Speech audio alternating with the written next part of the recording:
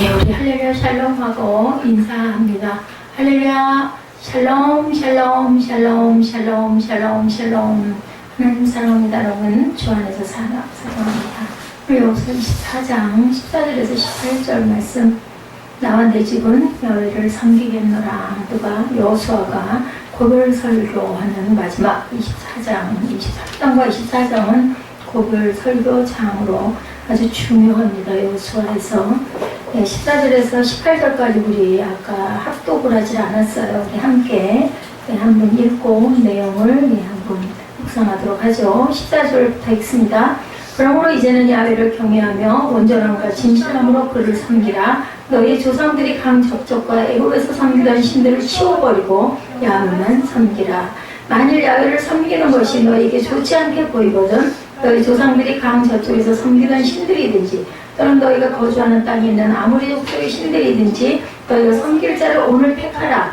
오직 나와 내 집은 야훼를 섬기겠노라 하니 백성이 대답하여 이르되 우리가 결단코 야훼를 버리고 다른 신들을 섬기기를 하지 아니하오리니 이는 우리 하나님 여호와께서 친히 우리와 우리 조상들을 인도하여 애굽 땅 종되었던 집에서 올라오게 하시고 우리 목전에서 그 큰 기적을 행하시고 우리가 행한 모든 길과 우리가 지나온 모든 백성들 중에서 우리를 보호하셨음이며 야훼께서 또 모든 백성들과 이 땅에 거주하던 아모리 족속을 우리 앞에서 쫓아내셨습니다. 그러므로 우리도 야훼를 섬기리니 그는 우리 하나님이십니다 하니라. 이스라엘의 가장 위대한 지도자 모세죠. 모세는 누구를? 여호수아를 후계자로 선택하고 돌아가죠. 여호수아가 모세를 이어서 이스라엘을 이끌어 갔습니다. 탁월한 지도력을 가지고 이스라엘을 잘 이끌었죠. 탁월한 지도력이라기보다는 하나님이 하라시는 하나님의 힘으로 순종함으로 잘 이끌어 갔습니다. 늘 하나님께 여호수아는 묻습니다. 어떤 작은 일이 있어도 이렇게 할까요? 항상 그러고 응답을 받고 그리고 행했어요. 그게 제일 저는 부럽더라고요. 보니까 여호수아가 이제 늙었어요. 하나님의 부르심을 받을 때가 되었습니다. 이렇게 아주 그 경건한 분들은 돌아갈 날을 안다고 그러죠. 그래서 이스라엘 백성들을 세겜에 모아놓고 자신의 유언, 고별 설교를 하는 부분이 지난주 23장과 오늘 24장 본문 클라이막스입니다. 그러므로 이제는 야훼를 경외하며 성실과 진정으로 그를 섬길 것이라. 우리 14, 15절 우리 함께 읽었죠. 혹 너희의 거하는 땅 아무리 사람이신든 너희 섬길 자를 오늘날 택하라. 오직 나와 내 집은 야훼를 섬기겠노라. 지난주에도 이 말씀이 24장 말씀을 함께 나눴습니다. 미국 미시간 대학 루이스 프롬 박사가 스트레스에 대해서 집중적으로 연구를 했어요. 1962년부터 70년 사이에 크라이슬러 자동차 회사에 다니다가 해고된 사람의 상태를 집중적으로 연구했다고 합니다. 대부분의 사람들이 스트레스로 고민하다가 고혈압, 위장병, 심장병으로 세상을 떠났고 먹고 살 걱정, 체면 등 여러 가지 문제에 부딪혔는데 건강하게 살아가고 있는 사람들이 있었다고 그래요. 스트레스를 전혀 받지 않고 건강하게 산 사람들은 모두 다 하나님을 섬긴 사람들이었다고 합니다. 저도 제가 생각을 해봐도 제가 참 신기하다 싶습니다. 문제들이 굉장히 많죠. 어제도 아주 밤 11시까지 우리 교회에 여러 가지 잘못된 부분들을 정리를 하지도 못했어요. 온수기 하나만 가까스로 교체를 했습니다. 그런데 어찌됐든 간에 정말 어제 힘이 들었어요. 그런데도 그런 어려운 문제, 여러 가지 현재되어 있는 문제, 제 건강의 문제 많죠. 근데 신기하게도 기적이죠. 하나님이 은혜를 주셔서 고혈압도, 위장병도, 심장병도 하나도 걸리지 않고 누가 보면 제가 아주 그렇게 얼굴이 좋다면서요. 피부도 좋고 표정도 좋고 전혀 스트레스를 받지 않는 사람 같다고 그래서 제가 하나님께 감사했어요. 감사할 거는 하나님밖에 안 계세요. 우리가 돈이 많고 부유해도 아니면 제가 뭐 유명한 목사라 하더라도 이보다 더 편할 수는 없을 것 같아요. 마음의 평안. 물론 순간순간 아들 때문에 속이 상하고 여러 가지 문제들 때문에 가슴이 답답할 때가 있는데도 불구하고 하나님께서는 환경하고 다르게 은혜를 주셔서 제가 수영을 이제 4개월이 된 것 같아요. 그런데 혈압이 100에 70으로 내려가서 그대로 자리를 잡고 있습니다. 고지혈증 증세도 검사했더니 평균 중심 평균으로 내려가고, 그리고 그 역류 증상이 있던 것도 깨끗이 나았습니다. 약을 한 달째 안 먹고 있는데 시험 삼아 약을 받아다 놓고 정말 고생스러웠거든요. 그리고 이제는 허리도 조금 지금도 제가 느끼는데 일을 많이 하거나 힘이 들거나 무거운 걸 들면은 엄청 심하죠. 근데 전에는 이렇지 못했어요. 근데 허리가 조금 펴지는 느낌도 들고, 자유형도 삐뚤어지게 거꾸로 가는데 이제는 끝까지 가기도 하고, 그래서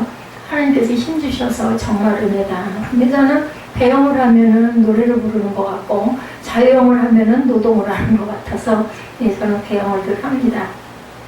참 좋은 것 같아요. 여러분들도 꾸준하게 많은 운동을 하면 오히려 안 좋죠. 제가 표본입니다. 운동을 너무 많이 해가지고 제가 몸이 이렇게 됐는데, 뼈가 한번 잘못되고 내려앉은 디스크도 하나님께서 치료하시면 그죠? 중간에 생길 수도 있게 다 녹아서 저는 하나도 없다고 합니다. 그런데도 생길 수 있게도 하시고, 제일 중요한 건 지금 스트레스 말씀을 드리다 보니까 제 경우를 말씀을 드렸는데, 제일 중요한 것은 하나님께서 우리와 함께 하시면 어떤 상황에도 우리가 기쁨과 감사를 이루고, 그렇다고 해서 순간순간 어려운 일이 없는 거 아니에요. 그런데도 그것이 우리 생명에 치명적인 어떤 좋지 않은 영향을 절대로 미치지 않는다라는 것을 저는 압니다. 여호수아는 힘주어 말하죠. 오직 나와 내 집은 야훼를 섬기겠노라. 그러면 여러분들, 야훼를 섬기는 것이 뭘까? 어떻게 하는 것이 야훼를 섬기는 걸까? 그죠? 어떤 지구촌 끝까지 가가지고, 어느 나라 선교를 하기 위해서 평신도 선교사로 아니면은 선교사로 온 가족이 이동을 해가지고 가서 그런 사역을 하는 것이 야훼를 섬기는 것일까? 아니죠, 여러분들. 예배를 잘 드리는 가정이 하나님을 섬기는 가정입니다. 여러분들 절대 잊지 마시기 바랍니다. 그리고 교회를 오셨을 때는, 우리 그러잖아요. 공부를 할 때도 그렇고, 밥을 먹을 때도 그렇고, 심지어 여러분들 좋아하시는 드라마 한 편을 볼 때도 그렇고, 어떻게 봐요? 열심히 봐야죠. 집중해서. 그래야만 거기 기쁨도 있고 감동도 있습니다. 그래서 제일 중요한 거, 예배 드릴 때는 예배에 집중하시기 바랍니다. 하나님을 섬기는 가장 좋은 방법이 예배고, 하나님께서 가장 기뻐하시는 것이 바로 예배고, 그걸 위해서 저와 여러분을 지으셨고 세상에 살도록 하셨다. 제가 늘 인용하는 구절이지만, 금붕어를 어항에다 깨끗이 만들어 갖고 예쁜 수초도 심고 해가지고 수족관을 만들어 놓고 보는 것도, 우리가 노는 걸 보면서 기뻐하잖아요. 하나님께서 저와 여러분들이 세상에서 살아가는 모습을 보면서 기뻐하신다. 그걸 위해서 우리 어때요? 기쁘면 감사하잖아요. 누구로 인해서 기쁘면 감사하죠? 이런 것처럼 하나님의 은혜를 우리가 생각하면 감사를 안 할 수가 없습니다. 우리 목숨은 누가 그랬죠? 정말 할 수가 없어요. 어느 순간 무슨 일이 일어났는지 아무도 몰라요. 지난번에 우리 여기 유연사거리 침수돼가지고 아파트 들어가는 입구 후문 다 막아놓고 여기 돌아가는 버스들 다 길에 서 있었다고 그러죠? 우리 금요 저녁 때인가요? 이거 어떻게 알겠어요? 한두 시간 전에 그럴 일이 일어날 줄을 아무도 모르죠. 방법 없어요. 건물 침수 계속되다 보면. 저는 그래서 혼자서, 나는 몰랐거든요. 방주에 떠 있었고 그랬어요. 우리 에스테 전무사가 안 올라오더라고요. 시간이 9시가 훨씬 넘었는데도 안 올라오고 3일만 올라와. 차를 못 대서 그러면 그냥 대충 길 건너 금포교회라도 좀 세워놓고 오지, 왜 예배 시간이 이렇게 넘었는데 안 올까 그랬더니 또 들어올 수가 없어가지고 차를 세울 데가 없어서 뺑글뺑글 돌았다. 제가 다 왔던 감동 하나, 나는 방주에 있었군. 근데 그 방주도 하나님께서 허락 안 하시면 물에 잠기겠죠. 그런 생각을 했습니다. 섬긴다는 말, 여러분들, 아바드예요. 아바드. 헤세드, 은혜, 사랑. 그렇죠? 아바드는 섬긴다는 말입니다. 청교도들이 미국에 처음으로 도착한 것은 미국 동부였었어요. 미국의 역사가 200년이 조금 넘었는데 그렇게 부유한 나라가 되고 강대국이 되고, 강대국이 된 것까지는 좋겠는데 주변에 가난한 나라, 특히 우리 대한민국 6.25 사건 동란 때 얼마나 와서 많이 돕고, 그 이후로 제가 어린 날 8, 9살 초등학교 국민학교 중 때 다닐 때, 지금도 안 잊힌다니까요. 강냉이 빵. 그땐 빵이 그렇게 드물 때였었어요. 근데 그 노란 강냉이 빵이 얼마나 소담하고 먹음직스럽게 생겼는지 그걸 좀 타먹고 싶은데 가난한 집 애들만 준다고 그래갖고 제가 그걸 못 얻어 먹어가지고 늘 맛있는 것들하고 바꿔서 먹었던 기억이 납니다. 그렇게 그 많은 빵, 우유 우유를 그렇게 뭐 이게 지금은 뭐 이쁜 컵도 있고 그래서 그때는 아니었어요. 양은 양재기, 아이들 하얀 양재기 같은 거 같은 거기다 하나씩 어려운 아이들 그거 하고 옥수수빵하고 늘 배급을 줬던 기억이 납니다. 근데 우리가 그 세대가 됐어요. 이제 우리나라가 가난한 나라들도 돕지 않습니까? 그래서 하나님의 은총과 축복을 받으면 꼭 물질의 축복이 우리는 축복하면은 잘 살고 부유한 거를 축복이라 하지만 꼭 그렇지 않습니다.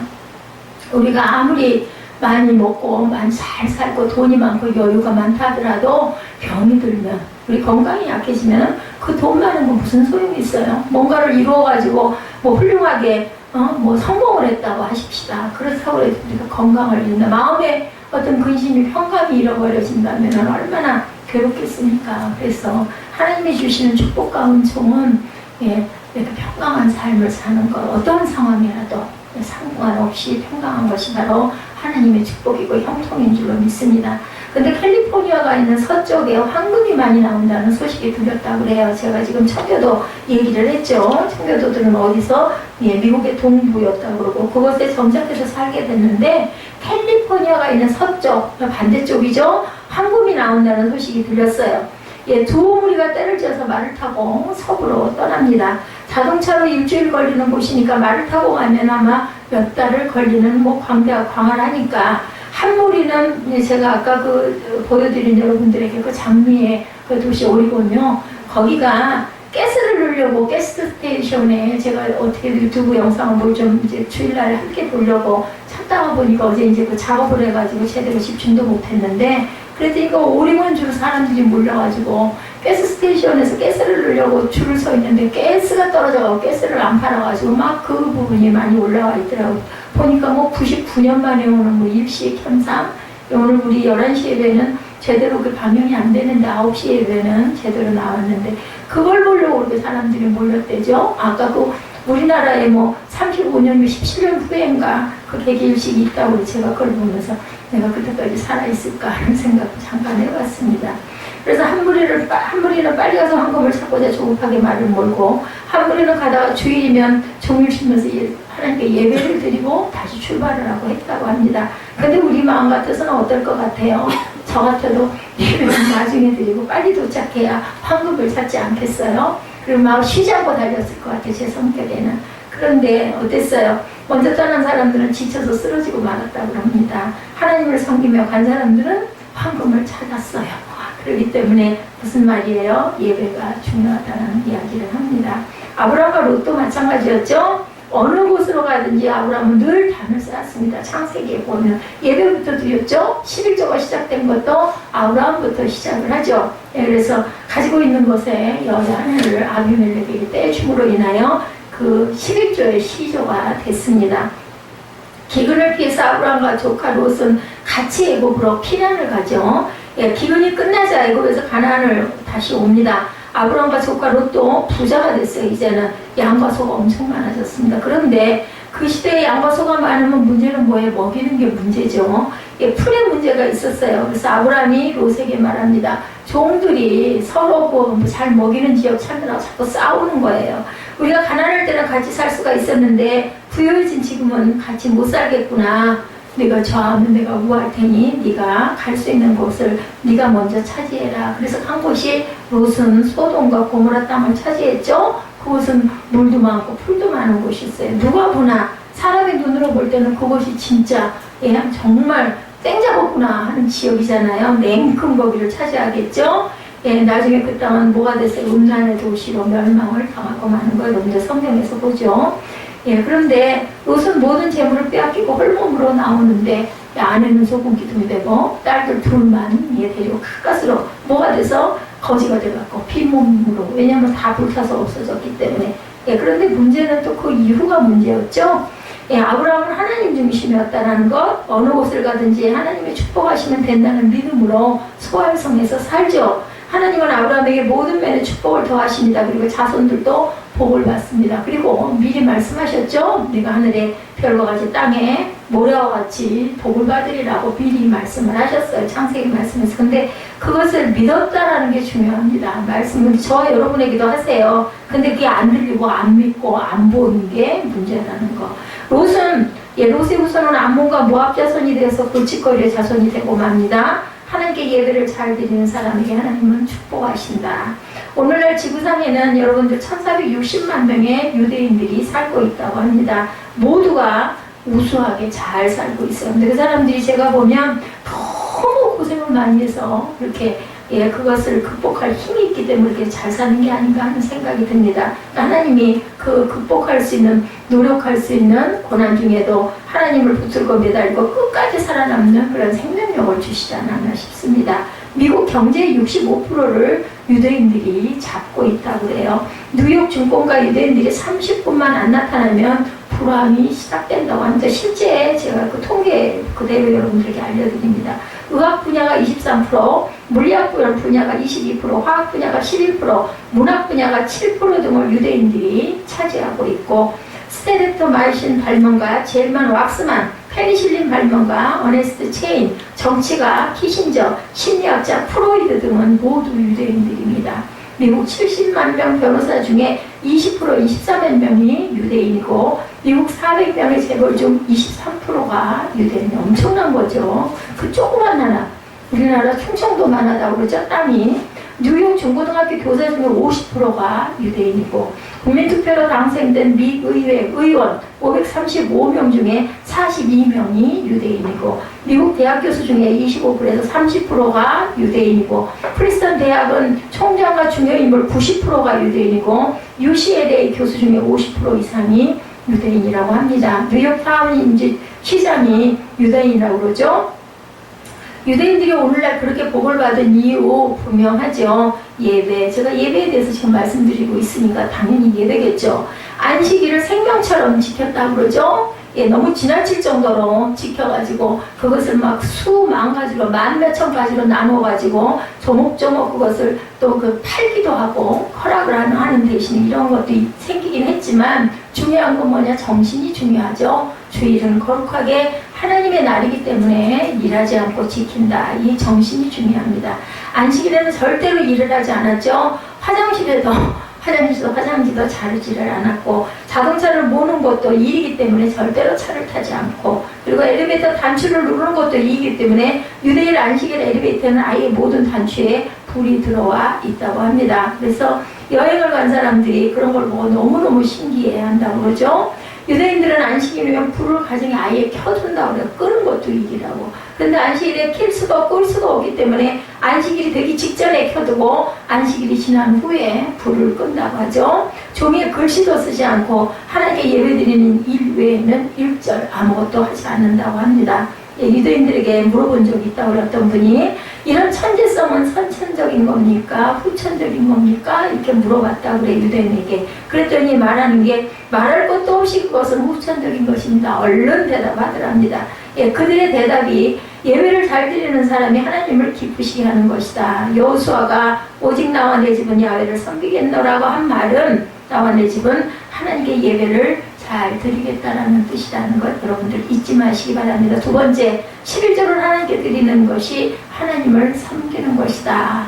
그죠? 여호수아가 말합니다. 오직 나와 내 집은 야훼를 섬기겠노라. 예수님께서 말씀하시죠. 마태복음 6장 21절에 뭐라고 말씀하세요? 내 보물 있는 그곳에 내 마음도 있느니라고 말씀을 합니다. 말라기 3장 10절에서 12절 우리가 너무 잘 아는 말씀이죠. 11절을 네가 드리고 이거 네 곳간에 양식을 부을 수 없도록, 복을 쌓을 곳이 없도록 붓지 아니하나 시험해 보라고 얘기를 하죠. 만군의 예약을 이루노라. 너희가 온전한 11조를 창고에 들여 나의 집에 양식이 있게 하고 그것으로 나를 시험하여 내가 하늘문을 열고 너에게 복을 쌓을 곳이 없도록 붓지 아니하나 보라. 만군의 야훼가 이르노라. 내가 너희를 위하여 황충을 금하여 너희 토지 소산을 멸하지 않게 하며 너희 밭에 포도나무의 과실로 기한 전에 떨어지지 않게 하리니 너희 땅이 아름다워짐으로 열방이 너희를 복되다 하리라. 만군의 여호와의 말이니라. 3장 10절에서 12절 말씀이죠.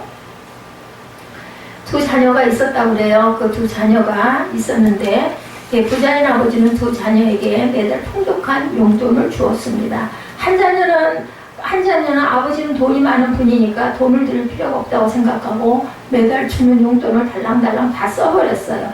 그러나 한 아들은 아버지에게 받은 돈 중에 10분의 1을 떼어서 매달 아버지가 좋아하시는 음식을 사드렸다고 합니다. 아버지는 어떤 아들을 더 사랑했을까요? 맛있는 거 사드린 그러한 아들이 더 이뻤겠죠. 그죠? 예. 옛날에 이런 간증을 읽고 은혜를 제가 받았는데, 하늘에서 서울에서 큰 주유소를 3개 운영하고 계시는 분의 간증이었어요. 그는 그렇게 되기까지 피눈물 나는 과정이 있었다고 그래요. 전기가 없어서 호롱불을 켜던 시절이었고, 석유를 메고 다니며 사이다병 한 병 정도씩 따라 팔던 시절, 저도 그 시절을 지냈습니다. 이렇게 조그만 병에다가 기름을 그렇게 팔 때가 있었어요. 왜냐하면 전부 다 그 옛날에 이렇게 뭐죠, 유리로 된 이게 그 등을 맨날 켰는데 거기에 기름이 필요하거든요. 그러면 조그만 병을 갖고 가가지고 구멍가게에서도 팔고 했던 것 같아요. 기름을 갖다가 사서 그걸로 불을 켰던 기억이 납니다. 석유를 팔면 파는 즉시 매장에 11조를 떼었다고 그래요. 그 기름 장사하던 그분이. 그리고 주일이면 세어보지도 않고 주머니째 11조를 하나님께 드렸다고 합니다. 그때 뗀 거예요. 동네 사람들은 너 제정신이냐 하고 늘 비웃었다고 합니다. 앞집에 사는 친구가 제일 욕을 많이 했다고 그래요. 예, 그러나 그건 하나님의 명령이니까 하나님을 섬기려면 그렇게 해야 한다면서 누가 뭐라고 말하든 말든 관계하지 않고 꼭 그렇게 해야 그래요. 하나님 우리 가정에 큰 복을 주실 것이야. 그리고 늘 그렇게 얘기를 했다고 합니다. 누가 뭐라 하든 말든. 그는 주유소를 지금 3개나 경영하고 있고, 비웃던 옆집 친구는 주유소 직원으로 일을 하고 있다고 그러죠. 중병으로 알아 누워있는 어머니를 위해서 매일은 그가 길거리에 나가 신문을 팔고 구두를 닦아 돈을 벌어오는 그러한 이야기도 있습니다. 11조를 정성껏 드리는 것이 하나님을 섬기는 것이죠. 기독교 방송국 드라마의 시각장애인 유인수 목사님의 간증인데요. 중병으로 알아 누워있는 어머니를 위해서 그가 맹인이면서도 길거리에 나가 신문을 팔고 구두를 닦아 돈을 벌어왔고, 장님으로서 돈을 벌기가 굉장히 어려웠겠죠. 기뻐하며 돈을 자랑스럽게 어머니 앞에 내놓았을 때 어머니는 등을 두드려주면서 말씀하셨다고 그래요. 11조를 먼저 구별해서 하나님께 드리자 항상 말씀하셨다. 윤인수 지금은 목사님이지만 그 아들은 화를 벌어오면서 얘기했다고 그래요.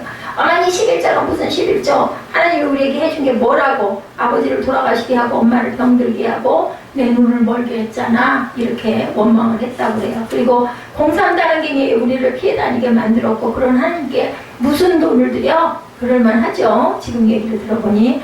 병석에 누운 어머니는 아들의 손을 붙잡고 눈물을 흘리면서, 인수야, 고향을 잃어버린 것도 한스럽고 집을 잃어버린 것도 원통하고 건강을 잃어버린 것도 서럽고 아버지를 잃어버린 것도 아프지만 하나님까지 잃어버리면 우리가 어떻게 산다냐, 이렇게 얘기를 했다고 그래요. 믿음까지 잃어버리면 남는 게 뭐가 있겠니, 이렇게 얘기를 하셨다고 합니다. 그리고 아파 누워있으면서도 장남이 벌어다 준 돈의 11조부터 떼어서 정성껏 봉투에 담고 이것을 하나님을 섬기는 신앙생활이다 하고 늘 가르쳤다고 그래요. 여호수아가 오늘 오직 나와 내 집은 야훼를 섬기겠노라고 말한 것은 나와 내 집은 하나님께 11조를 정성껏 잘 드리겠다라는 고백이라는 것. 첫 번째는 뭐죠? 예배를 잘 드리겠다. 두 번째는 11조를 온전히 잘 드리겠다. 세 번째는 모든 믿는 자들 서로 사랑하는 것이 하나님을 섬기는 것입니다. 그렇죠? 연합하는 것, 하나 되는 것. 여호수아가 말하죠. 오직 나와 그 다음에 내 집은 여호와를 섬기겠노라. 이 말씀 속에 12지파 이스라엘 백성들이 화목하게 사는 것이 하나님을 섬기는 것이라는 의미가 담겨 있습니다. 여호수아는 전쟁의 리더였죠. 전쟁에 능한 장군이기도 했습니다. 전쟁에서 땅을 빼앗을 때마다 12지파에게 골고루 나누어 주었습니다. 서로 좋은 땅을 갖겠다고 넓은 땅을 가지겠다고 하죠. 요셉 지파는 인구는 많고 받은 땅은 주분이 더 달라고 요청하기도 하죠. 서로 양보하고 서로 사랑하는 것이 하나님을 섬기는 것이다. 요한사도는 말하죠. 사랑하는 자들아, 우리가 서로 사랑하자. 하나님, 사랑은 하나님께 속한 것이니 사랑하는 자마다 하나님께 나서 하나님을 알고 사랑하지 아니하는 자는 하나님을 알지 못하나니 이는 하나님은 사랑이십니다. 요한 1서 4장 7절에서 11절이죠. 사랑은 여기 있으니 우리가 하나님을 사랑한 것이 아니요 오직 하나님이 우리를 사랑하사 우리 죄를 위하여 화목제로 그 아들을 보내셨습니다. 사랑하는 자들아, 하나님이 이같이 우리를 사랑하셨은즉 우리도 서로 사랑하는 것이 마땅하도다. 우리 부모가 좋은 걸 가르쳐주면 그대로 실천하고 나가야 되겠죠? 부모는 자녀들이 서로 사랑하며 편하게 살기를 당연히 원하시고 계시죠. 그러므로 형제들이 화목한 것이 하나님을 섬기는 것이라고 요한 사도는 말합니다. 성도와 성도 사이에 사랑해야 한다는 거죠. 부모와 자녀 사이에 사랑해서 평안해야 한다. 남편과 아내 사이에 화목해야 된다. 그죠? 원수를 사랑하라는 거는 제일 가깝게 있는 아내가 남편을, 남편이 아내를 사랑하라는 예수님의 명령이라는 것을 제가 이 나이가 돼서야 깨달았습니다. 설교 중에. 부부란 10대에는 서로 그리면서 살고, 20대에는 서로가 신이 나서 살고, 30대는 서로 환멸을 참으면서 살고, 40대는 서로 체념하면서 살고, 50대는 불쌍해서 살고, 60대는 없으면 안 되니까 살고, 70대는 서로가 고마워서 살게 된다고 합니다. 그러나 부모가 화목하게 사는 것이 자녀에게는 큰 선물이 된다는 것을 잊지 마시기 바랍니다. 우주비행사인 니카엘 콜린스는 이런 말을 해요. 남자는 하루 평균 25,000마디의 말을 하며 살고, 여자는 남자보다 조금 많은 30,000마디의 말을 하고 삽니다. 그런데 남자는 온종일 직장생활하고 돌아오면 이미 2,500마디의 말을 다 해버렸기 때문에 25,000마디네요. 2,500이 아니라. 예, 그런 후기 때문에 지쳐서 입을 다물고 싶어하고, 아내는 말을 하루 종일 안 했기 때문에 남편에게 계속 얘기를 하고 싶어 한다고 그러죠. 예, 그래서 입 좀 다물고 있어요 라고 말하기가 쉬운데 문제가 발생하죠. 서로 사랑해야 하나님을 편안히 섬기는 것이라는 겁니다. 요즘에는 뭐 여성들도 일하는 분들이 많지만 보편적인 그냥 가정, 아내가 집에 있는 가정이 얘겠죠. 여호수아가 오늘 오직 나와 내 집은 야훼를 섬기겠노라고 말한 것은 나와 내 집은 서로 사랑하겠다라는 뜻이라는 것. 그래서 화목이 하나님을 섬기는 것이라는 겁니다. 예, 몇 년 전 12월에 부산에서 게더링 집회가 있었다고 그래요. 함께 모여서 화목하게 살자는 모임이었다고 합니다. 5,000명이 체육관에 모였어요. 게더링 창설자인 데이빗 레이안이라는 캐나다 의사가 그걸 개최했는데, 그와 함께한 호텔에 머물면서 그 지인이 함께 식사를 나누고 인사를 나눴다고 그래요. 20번째 집회인데 한국엔 처음이다 이렇게 얘기를, 게더링 그 대회에 온 게 한국이 처음이라고. 화목을 주제로 한 모임을 세계 각국으로 돌아다니며 하는 동기가 있었다고 합니다. 첫 번째 동기는 1등 성적표를 받았습니다. 아버지에게 드리면 기뻐하시면서 용돈도 주고 칭찬도 아끼지 않을 것이라고 생각했는데, 그런데 시무룩했어요. 어머니에게 물었습니다. 엄마, 내가 1등했는데 왜 아빠가 기뻐하지 않으셔? 엄마의 대답은 의외였습니다. 너 동생하고 싸웠잖아. 엄마가 이렇게 대답을 합니다. 두 번째 동기, 의사 생활을 하면서 간증할 것이 많아서 여기저기 초청을 많이 받게 됐다고 그래요. 어떤 교회에 초청을 받아갔어요. 목사님 부부가 갈등 관계에 있더랍니다. 목사님 방 옆에 게스트룸이 있었는데 거기서 자라 그래요. 그는 말합니다. 저 여기서 자기가 불편합니다. 호텔방을 얻어주세요. 그리고 호텔로 와서 자면서 생각했다고 그러죠. 하나님께서 불편한 부부 싸우는 교회는 안 가시겠구나 이런 생각을. 불편하죠, 그죠? 어느 가정에 초대를 받아서 갔는데 그 가정의 부부가 싸워가지고 느낌이 벌써 딱 느껴지잖아요. 그거 어떻게 불편해서 있겠어요. 그러니까 이분이 거기서 자네 게스트룸 불편합니다, 호텔을 얻어주십시오 하고 가가지고 너무 편했던 거예요, 마음이. 그러니까 하나님께서는 이런 데는 별로 좋아하시질 않겠구나, 그런 싸우는 교회는 안 가시겠구나 생각을 했다는 거죠. 이런 두 동기로 화목하게 살자는 게더링 집회를 하며 다닌다는 거예요. 이 일을 겪고 나서 그 이후로는 본인이 게더링 대회를 설립을 해서 하고 다녔다는 거죠. 성적표 1등 성적표 받아갖고 갔는데도 아버지가 별로 칭찬을 안 해. 엄마한테 물어보니까 너 동생하고 싸웠잖아. 예, 그러니까 싸웠기 때문에 너를 칭찬할 수가 없다는 거죠. 그리고 초대받아서 갔을 때 불편한 집에서 머무르기가 싫어가지고 하나님이 기뻐하시지 않겠다 해서 이 게더링 대회를 하게 했다는 거죠. 화목하지 않은 곳은 사탄이 있는 곳이라는 것을 잊지 마시기 바랍니다. 예수님은 뭐라고 그러셔요? 화목을 주러 오신 분이라고 말씀을 합니다. 에베소서 2장 14절에서 17절인데 우리 찾아서 한번 읽어볼까요? 그냥 멍하니 계시면 졸렵죠. 에베소서 2장, 그래서 제가 에어컨을 틀었어요. 좀 서늘하기도 하면은 내 정신이 좀 바짝들 나실까 싶어서.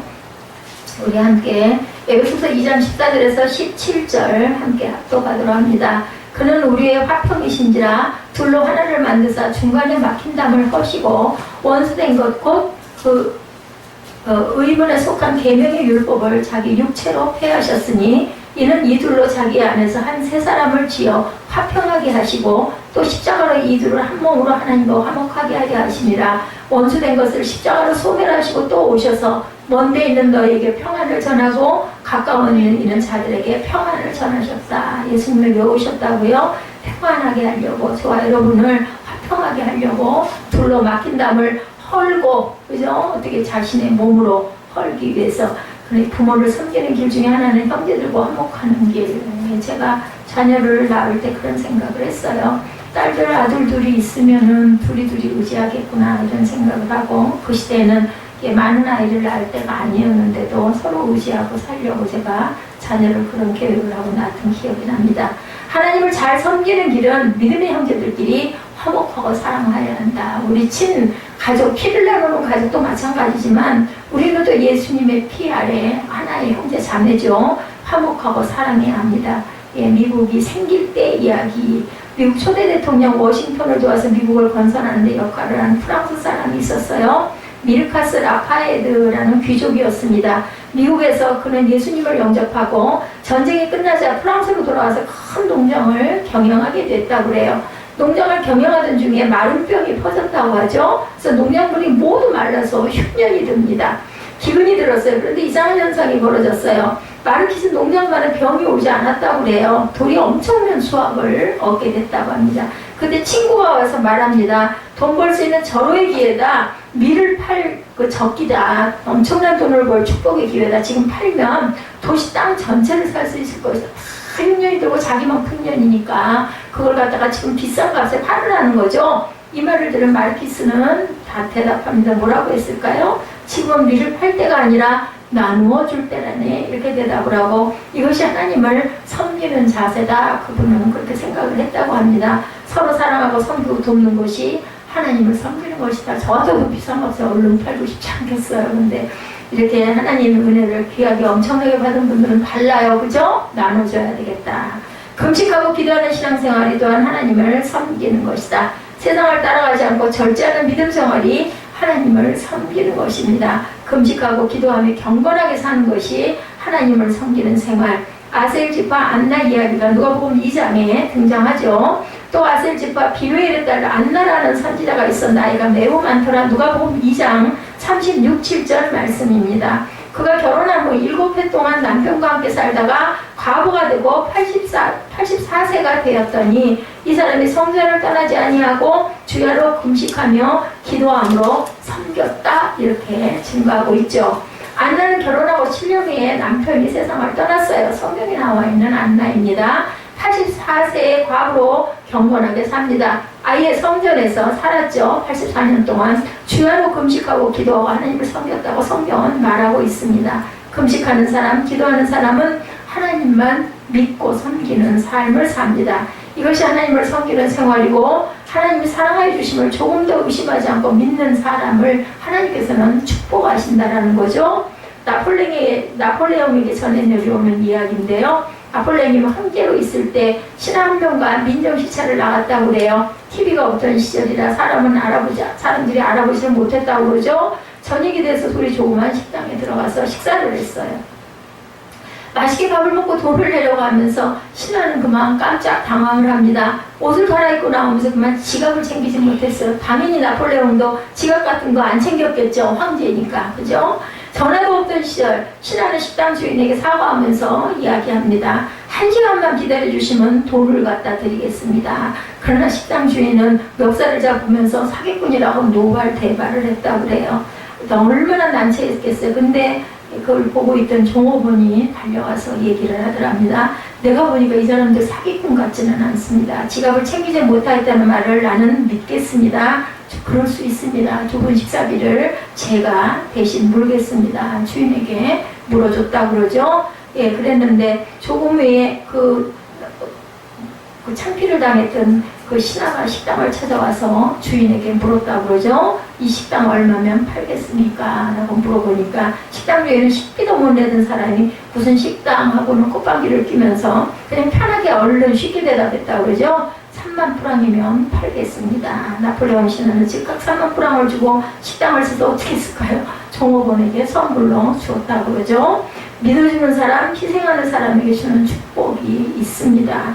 오늘도 우리는 하나님을 좋으신 하나님임을 고백하고 믿고 금식하고 기도하고 경건한 생활로 하나님을 섬기는 사람을 하나님께서는 축복하신다라는 걸 잊지 마시기 바랍니다. 여호수아가 오직 나와 내 집은 야훼를 섬기겠나라고 한 말은 네 가지의 의미를 가지고 있다. 오직 나와 내 집은 예배를 잘 드리겠다. 두 번째, 오직 나와 내 집은 11조를 생활하겠다. 세 번째, 오직 나와 내 집은 서로 사랑하겠다. 부부로 시작을 해서, 그죠? 형제자매 다 사랑하겠다. 그리고 믿음의 식구들도 사랑해야 되겠죠? 하나가 돼야 되겠죠? 오직 나와 내 집은 금식하고 기도하며 경건하게 살겠다라는 의미를 가지고 있습니다.